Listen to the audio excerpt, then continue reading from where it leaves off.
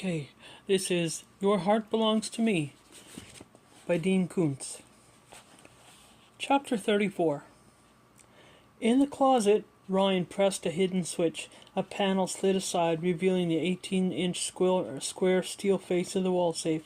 Using the lighted keypad, he hurriedly entered the lock code. When the liquid crystallized display announced access, he opened the safe, snatched up the 9mm pistol, closed the door, and stood for a moment thinking, the weapon gripped in both hands, muzzle pointing at the ceiling. The checked grip felt rough against his palm. The weapon seemed too light for an instrument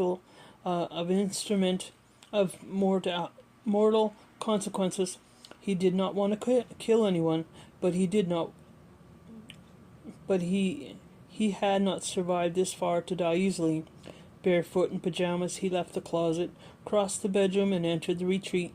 He flipped up the light switch with one elbow as he crossed the threshold. The Amboina wood Art Deco desk, bookshelves, entertainment center, small bar with an under-counter refrigerator. At the door to the first deck, he found the blind deadbolt, still engaged from the inside. No one had left by this exit. Two windows provided a view of the deck. He drew up the pleated shades on the first, then on the second, half expecting a pale and hooded face at the glass, a milky-eyed stare, a wicked grin, whoever had been circling toward him around the black lake. No presence awaited him, and both windows were locked from inside. Off the retreat lay a windowless half-bath, no one in there. His reflection in the mirror, his mouth pressed in a flat grip line, his eyes wild, the gun so huge.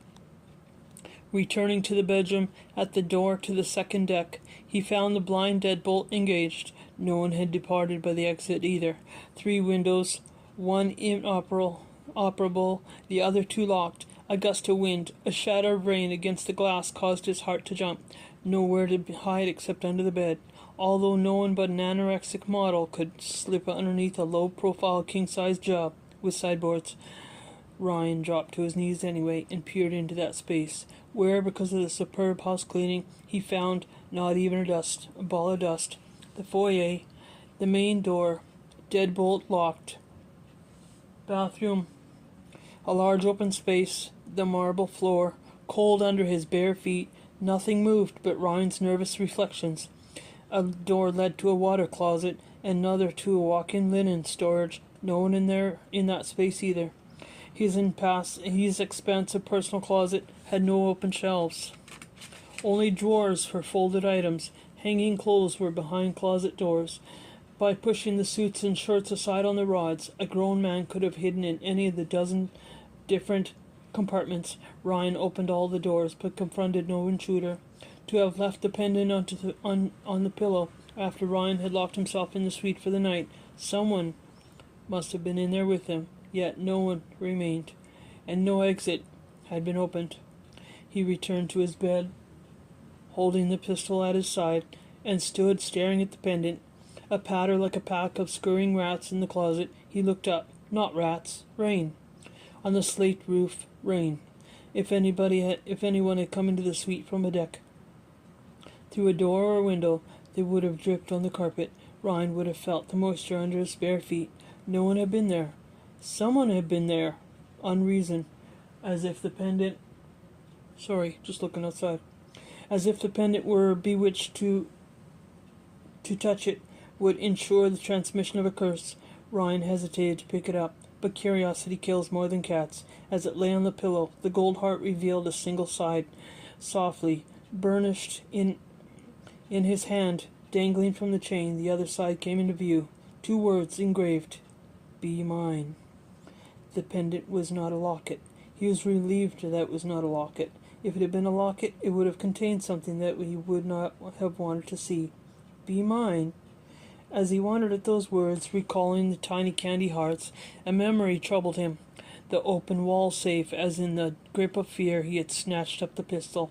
Belatedly, what Ryan had seen in the safe registered with him. He stood listening to the rain rats and felt fate gnawing at his bones, if what he recalled was true. The normalcy of the past year was a trapdoor with corroded spring, and the coils of the spring just now abruptly cracked and failed. In denial of the memory, dropping the pendant on the nightstand, clutching the pistol, he returned to the closet, not hurriedly, but at death row pace. The sliding panel remained open, the safe revealed. When he slammed the door after grabbing the gun, the lock had automatically engaged. On the status display, the word secure. Under the circumstances, that assurance seemed to mock him. When he entered the lock code in the illuminated keypad, secure changed to access. After a hesitation, he opened the square steel door. The safe had contained $4,000 in cash, to be used in an emergency, 2 expensive watches, and a pair of diamond links for French cuffs, which he never wore. None of those items had been touched. Also in the safe had been a small hinged jewelry display box containing the $85,000 engagement ring, already sized to Samantha's hand, that he had not been able to persuade her to accept.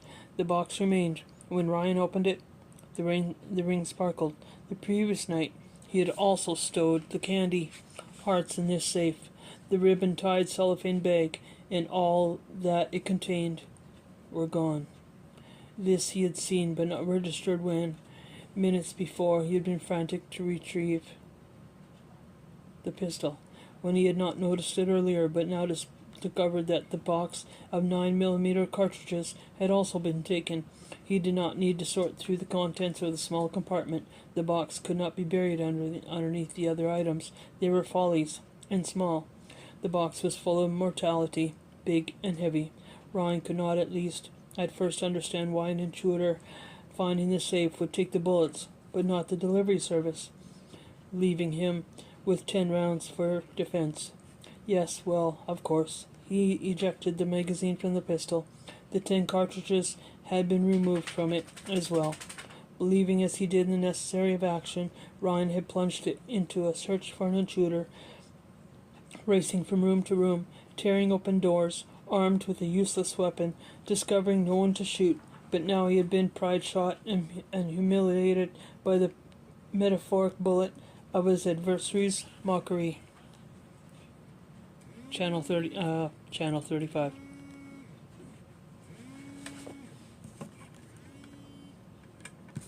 Chapter 35, sorry. A 7-digit access number opened the safe's programming to Ryan. He deleted his former lock combination and entered a new one based on a date important to him, but meaningless to anyone else. He suspected this was wasted effort. He alone had possessed the previous code, but someone had violated the safe anyway. To open the panel that concealed the safe, he had used a hidden switch incorporated into the rheostat that controlled the closet lighting. Although the trim plate that covered the junction box appeared to be fixed to the wall with 2 screws, they were only screw heads. They had no function except deception. The control stick slid up for bright or down for dim. When the stick was all the way at the top of the slot, you could press up the trim plate, moving it up 1 click at a time on the hidden track to which it was attached. The combination that caused the panel to slide open, revealing the safe, was 3 clicks up, 2 clicks back, and 2 clicks up. The pressure required to move the trim plate was sufficient that the secret function could not be accidentally discovered by a maid cleaning the closet.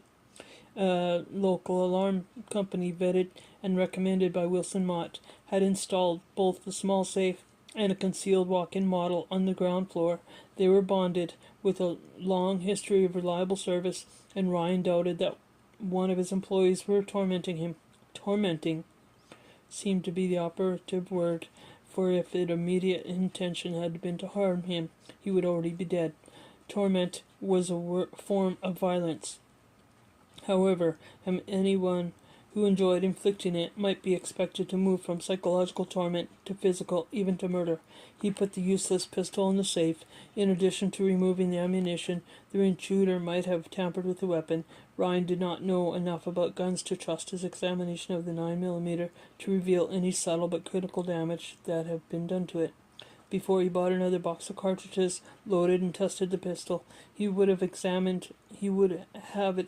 by someone with the experience to certify its reliability. He didn't know if a tricked-up gun could explode in his hand when he pulled the trigger, but he wasn't going to find out the hard way. Alternatively, he could purchase a new pistol. The law required a waiting period for a handgun, however, and Ryan suspected that his tormentor had an agenda and a timetable that would bring them to a brink before the waiting period had passed.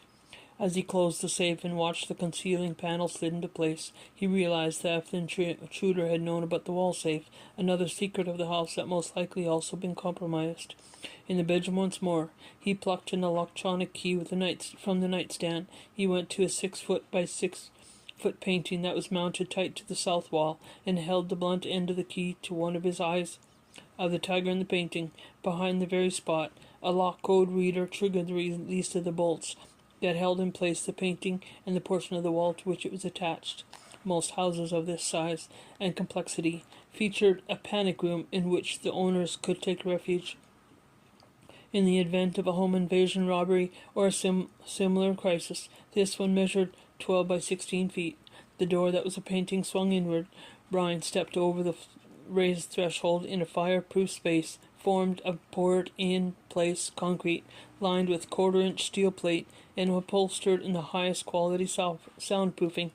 A landline separate from the house phone system, dedicated electric service unrelated to the rest of the estate, dedicated including dedicated incoming fresh air and air exhaust lines made the panic room self-sustaining. Invaders could cut the house services, or in a siege situation, they could be cut by authorities, and this haven would still function. Packaged food, bottled water, a corner toilet, a backup chemical toilet, and other supplies would support those who took shelter here for several days. 2 chairs and a bed was also provided. On the bed lay the cellophane bag of candy hearts. Chapter 36. In slippers with a bathrobe over his pajamas, turning on lights as he went, Ryan hurried down 4 flights of stairs to the bedroom of the house, directly to the service hall, at the end of which lay the laundry room. One of the storage rooms off that hall, the one that interested him now, always remained locked, but he possessed a key. In a corner of his room stood a wide, tall, black metal cabinet, also locked, which for convenience could be opened with the same key. In the cabinet with racked recorders that stored on magnetic discs the observations of the state security cameras. 20 cameras kept watch on the exterior of the house and the grounds. 7 others maintained security of the interior hallways and the penthouse landing, though no cameras intruded into any rooms. He switched on a monitor that presented him with a menu from which he selected with a remote. He was most interested in the camera that covered the penthouse landing because it recorded everyone who, either by staircase or elevator, arrived in this area en route to the door of the master suite. After he had specified the camera, the menu instructed him to enter the date, the hour, and the minute from which he wanted to begin viewing. He chose this date, the hour, 30 minutes earlier. 20 by 14-foot landing outside the master suite appeared on the screen. The date was noted at the lower left side. On the right side, a digital clock kept a running count of the hour, minute, and second. Intently focused on the recording, Ryan fast-forwarded it to review in 15 minutes the next 30 minutes worth of images.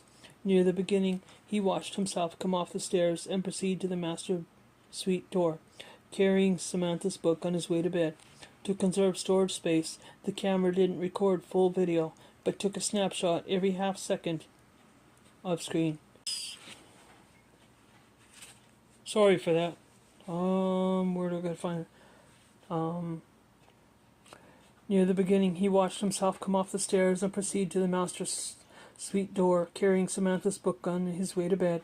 To conserve storage space, the camera didn't record fluid video, but took a snapshot every half second. On screen, Ryan moved like a figure in an animation sequence drawn on stacks of flippable cards. Earlier, when he entered the bedroom, he had first checked the bed to see if a second gift awaited. First, finding nothing on the pillow, he had spent some time brushing his teeth, preparing for the night.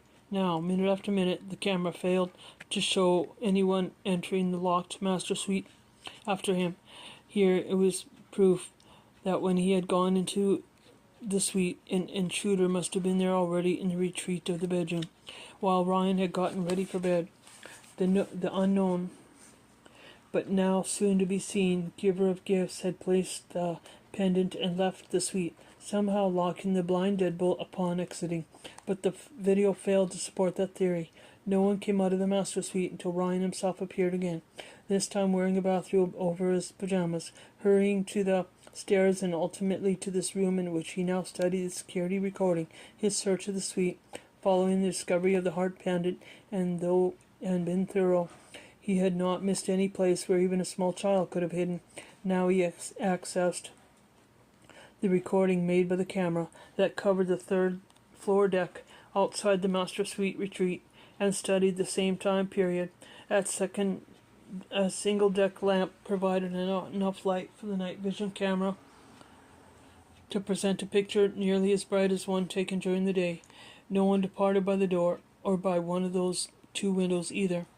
When he reviewed the recording of the other master level deck, he saw no one come out of the door and out of the windows that opened directly off the bedroom. No one had left the suite, but no one had been there when he searched every niche of the place. Judging by the evidence, the gold pendant must have materialized magically on the pillow. What appeared to be magical, however, must be always and only an ordinary event rendered enigmatic by the lack of one crucial fact.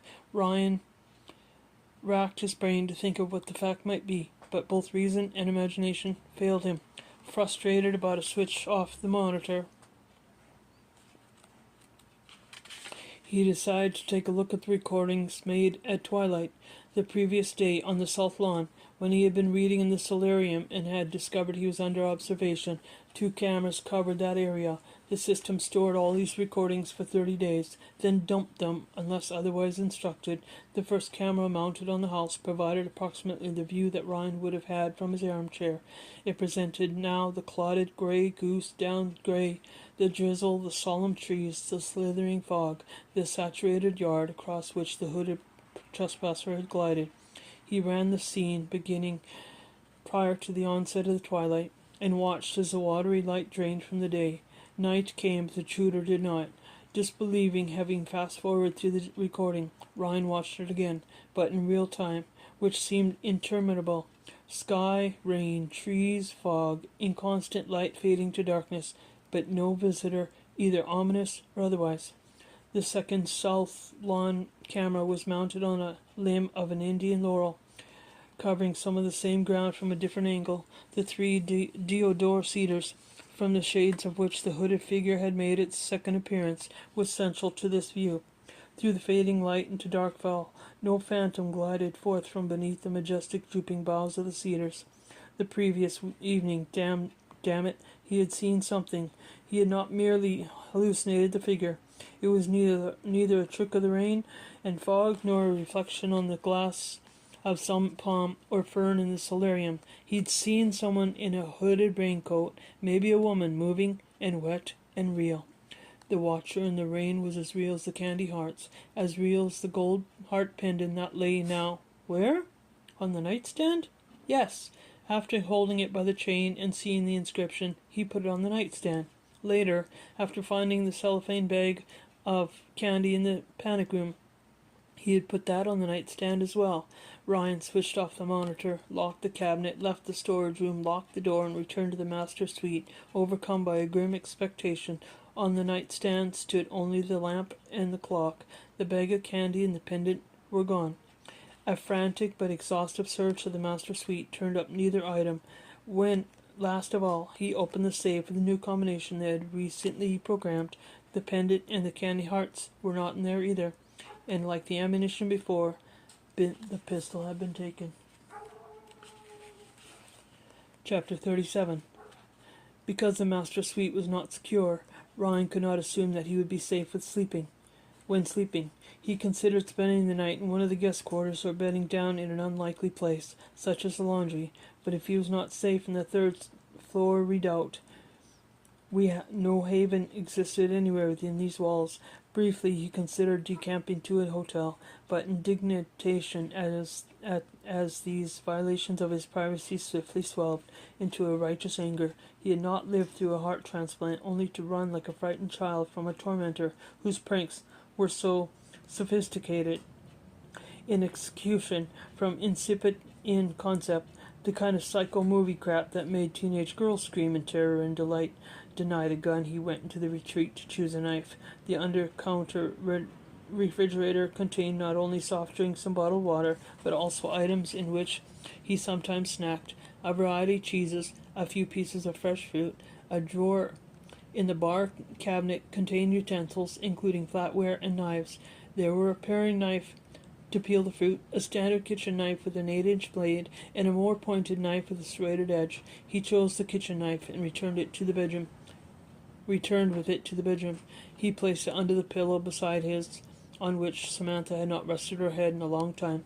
Reclining against the mound of pillows, he switched on the TV, but pressed mute. He watched a sitcom that was no funnier silent than it would have been with sound. His mind relentlessly circled a disturbing corollary. If people were conspiring to torment and possibly harm him now, then the conspiracy he had suspected before his transplant, which eventually he had pretty much dismissed as imaginary, had almost surely been real. An element of the conspiracy had been the possibility that his cardiomyopathy had been the consequence of poisoning. If he had been poisoned then, he should assume that he would be poisoned again, that his new heart would be destroyed like his first. If that was true, he probably had been poisoned already.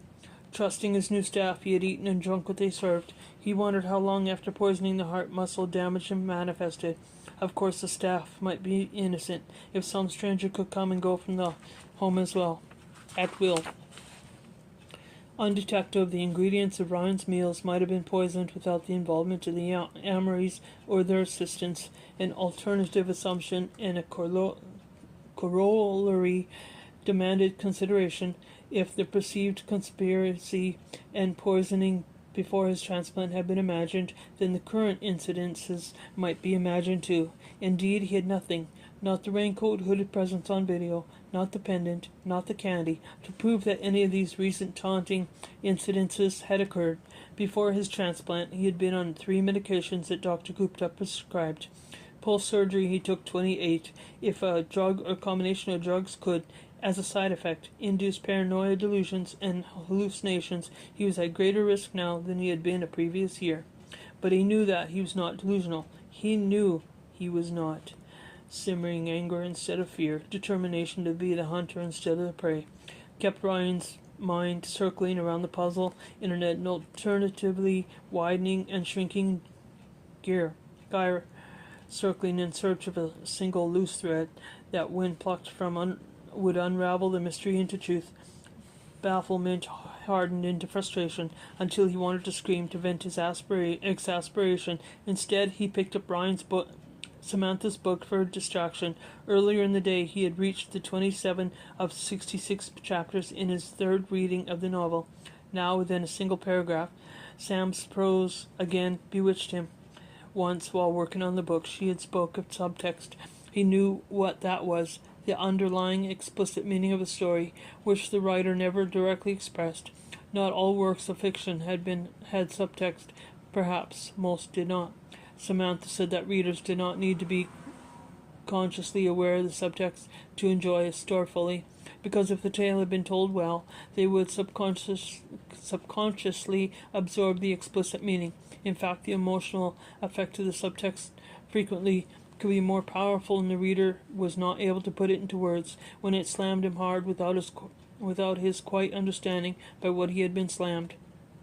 Subtext could be layered, she said. Explicit meaning spread one over another like the delicate layers in phyllo, that flaky pastry used in Greek and Middle Eastern desserts. Ryan thought he understood his novel's primary text, but he sensed other layers, the meaning of which he could not confer. Most important, this mattered to him because in those depths of the tale he sensed a waiting revelation that could explain why they remained apart although they loved each other. Why had she not at once accepted his proposal of marriage, and why she might never accept it. The revelation was so elusive, however, that he might as well have been a fisherman casting a line without either a hook or bait, seeking a fish that never needed to eat. Eventually he put the book aside and watched the muted TV, which he never turned off. Horsemen raced across desert plains, through purple sage, past weather-carved red walks, under a vastness of sky, furiously firing guns, but without the clatter of hooves or the crack of shots, without the single savage human cry. He listened to the house, waiting for a footfall, for the rustle of a garment, for the snick of his stolen pistol being cocked, for his name whispered by a voice that he would not recognize, but that his heart would know. He had lived too long from the fear of death to be kept awake by that alone. Eventually he grew sleepy. He hoped to dream. He had not dreamed in a year. He welcomed even the bad dreams that had plagued him for the texture that they would give to sleep. End of 37.